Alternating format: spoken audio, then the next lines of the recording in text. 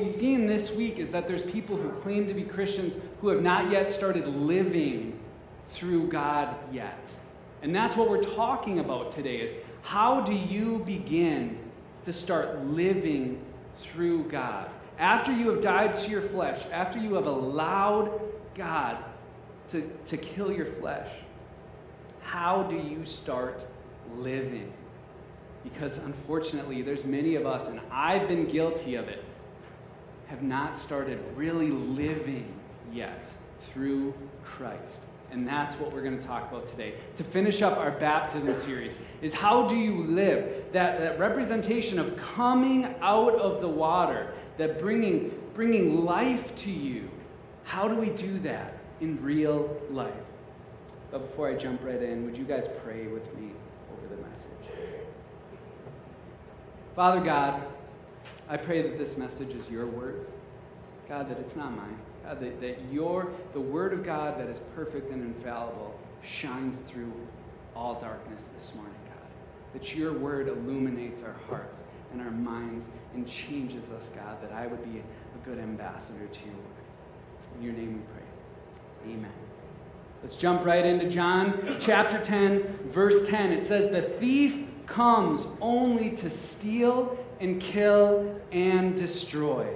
I have come that they may have life and have it to the full." So this is what Jesus said. I came so that you may have life. And not just a little bit of life, not just a taste of life, but you may have life to the full. And that's what we're talking about. What does life to the full look like as a Christian? If we get put under the water, and that represents death to ourselves, and we get raised back up, and that represents life through Christ, what does that life look like? And we talked last week about how life is that the Spirit of God comes and dwells in us. That's what the Bible says, is that we receive new Christ when the Spirit of God comes inside of us and begins to live in us and dwell in us. That's the new life we're talking about, is a life through Christ. Because when we allow ourselves to die to ourselves, the Spirit of God comes and lives in us, and now we are living that new life. But how do you know? What is the indicator that you have new life? Have you ever asked yourself that question? What is the indicator to know that you have the Spirit of God living in you? Because it's hard to know sometimes, and sometimes it can be really confusing. And I have found that there's something that happens wherever the Spirit of God is, and I alluded it to this morning. But if you look at 2 Corinthians chapter 3, verse 17, here's what it says. "Now the Lord is the Spirit, and where the Spirit of the Lord is, there is" what? Freedom. There's freedom. So we know, the Bible is very clear, where the Spirit of the Lord is, there is freedom. So if you have the Spirit of the Lord living in you, the indicator should be freedom. But now freedom is a misunderstood word. What is freedom? Freedom from what? Because that's where we get off the rails. Is it freedom from rules? Is it freedom from guilt and shame? That's true, but is that what it's declaring here? What are we supposed to be free from? We're going to look at Romans chapter 6, verses 15 and 18. This is verse 15. It says, "What then? Shall we sin because we are not under the law, but under grace? By no means." Then jump down to verse 18. It says, "You have been set free from sin and become slaves to righteousness." So here's my first point, is this freedom that indicates that we've received new life is not a freedom to sin, it's a freedom from sin. That is what we get. We get free from sin.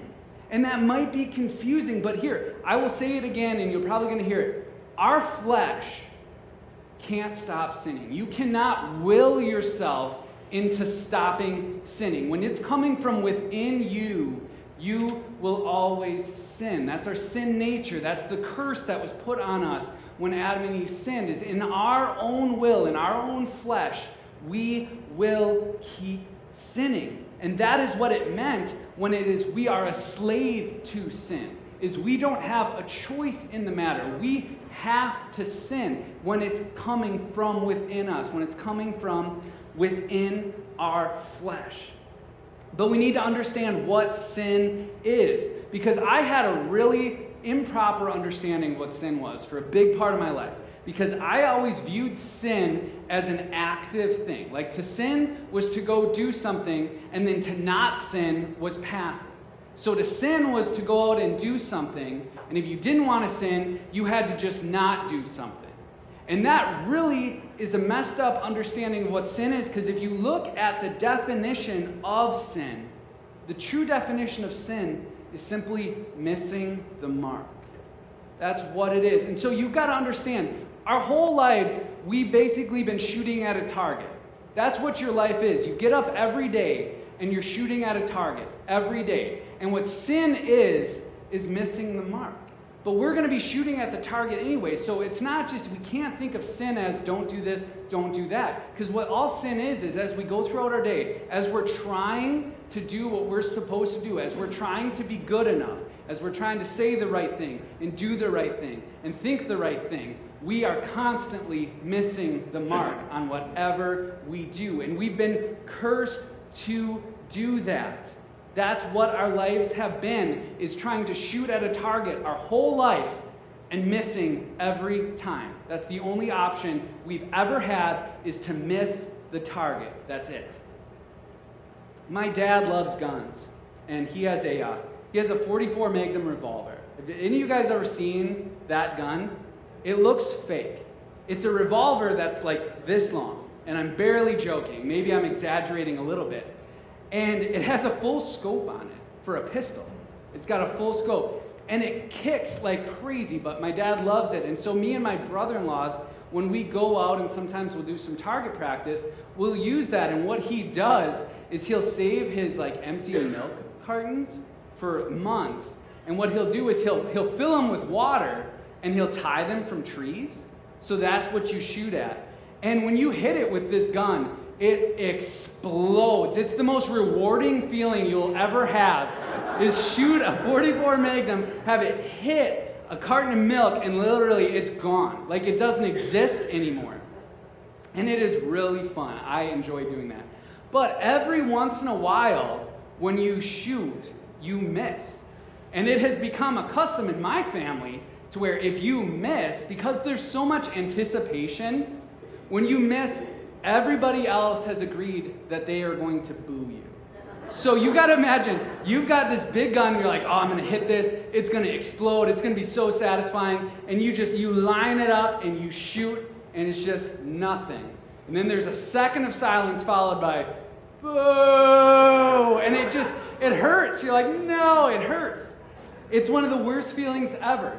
And that has been our lives without Jesus. That's our entire life summed up, is us just trying to be good enough, trying to hit the target as we live day after day, try to do the right things and say the right things, and we take our shot and boo. That's our whole life. That's what we've been cursed to our entire life. And so don't think of sin as like, I just can't do this, I can't do that, I can't do this. What sin is not doing the right thing, is not hitting the mark with what we do. And so we were slaves to failure. Because that's what sin is. Sin is failing. It's missing the mark. So failure was not only an option, failure was our only option our entire life. That was all we could do, was fail our entire life. That's what the Bible teaches us. And nobody likes failing. Nobody gets up in the morning and is like, I can't wait to fail today. Nobody likes failing. That's why people have tried to get rid of the Bible throughout history. Emperors and kings have declared it's going to be my life's work to wipe the Bible off the map. Now, why would they do that to a book? Because the Bible shows us how much we fail. The Bible tells us all you can do is fail, and we don't like that very much when failure is our only option. So when we get new life, we suddenly have freedom to start hitting the mark. And it is amazing. That same feeling, all of a sudden you line up that shot, and what you could never do before, you never had the option, you could never be good enough, you could never do the right thing, say the right thing. All of a sudden you pull the trigger and you see that carton milk explode. I've never been able to do this. That's the freedom that comes from the Spirit of God living inside of you. And that's why I laugh when people say the big knock on Christians is it's just a bunch of rules. They say freedom, but then they tell you you can't sin. We were always free to sin. Like, sinning is not a new thing for us. It's like if you look at when Jesus healed the lame man in the Bible, and really any of his healings, what did he command the person to do as soon as he healed them? Wow, do the thing you couldn't do before. I healed you, so now get up. What if that lame man would have been like, I didn't know there were going to be rules. You're going to tell me what to do. I don't want to get up. No, the lame man's going, I could never walk before. You want to tell me to walk? That's fine, because I've never even had that option before. And so when God says, don't sin anymore, I've given you new life, start hitting the mark, it's not because he wants to give you all these rules. It's because he's commanding you to do the one thing you've never been able to do. We've never even had the option to hit the mark before we got new life in Christ.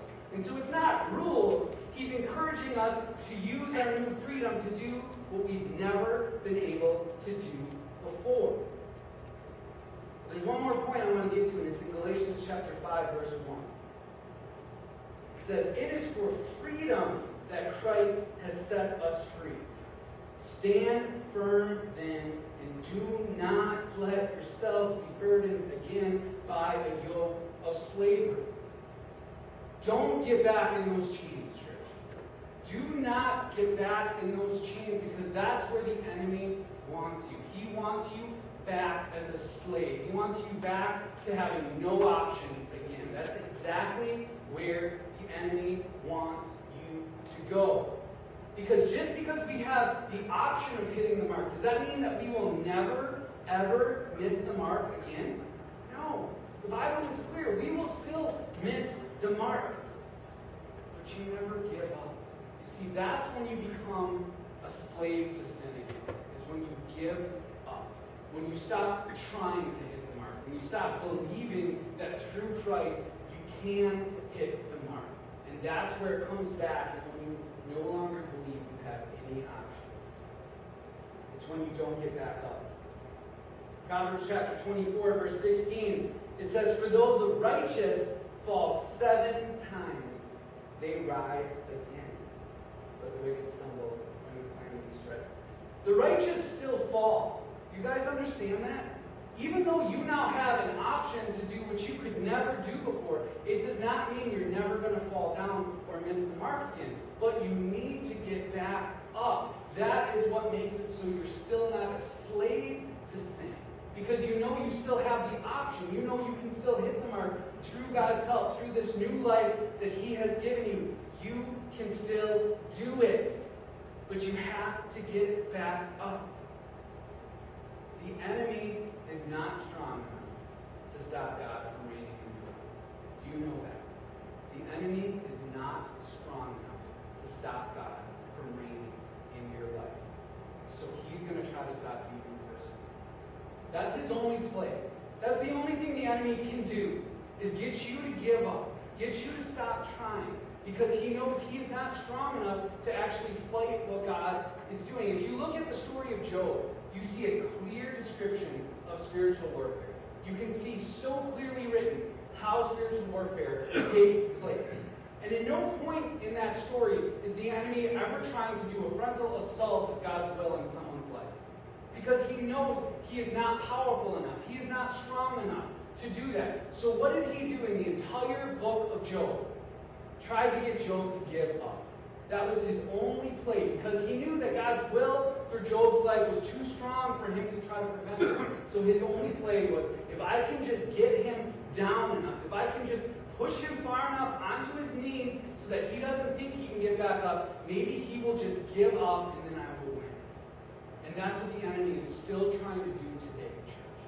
He is still trying to get us to convince ourselves that we don't have the option. So what's going to happen is you're going to miss the mark. You're going to stumble. You're going to have this new life, and you're going to stumble, and the enemy's going to come in and say, see, I told you you don't have this. I I told you all you're never going to escape. I told you that. And if you buy in it, and if you believe it, you will find yourself floating right back into slavery. Because once you start believing that you can't hit the mark. So that's why Paul said, don't return to your chains. Don't return to that because you are not. You have been made free. That's why in 2 Timothy chapter 4, verse 7, what Paul is saying, he said, I have fought the good fight. I have finished the race. I have kept faith. What is Paul saying? I didn't give up. I kept pushing. And Paul stumbled. He says, he's the one that says, I'm the chief of all sinners. What I want to do, I can't do. And what I don't want to do, that's what I do. It's not that Paul never stumbled. It's that Paul never gave up. He kept running the race. And so as we start to live, and I mean really live, where suddenly we start to hit the mark, don't let the enemy take that from you. Because he's going to try to take your freedom. He's going to try to get you back in those chains again. And that's why when we worship God, I say things like, we got to pray for freedom. This is the place where we have freedom, because the enemy throughout the week is constantly trying to chain us up. Do you guys know that? Constantly trying to do that. And so we have this new life, but we need to protect it. We need to fight for it. We need to persevere through it, even when we fall down. Because that does not mean that we can't ever hit the mark again, because we still have the option to do the very thing that we've never been able to do before. And that's hit the mark. Once God has freed you from your bonds of sin, though you may fall and miss the mark, if you keep pursuing God and don't give up, you will never be a slave to sin again.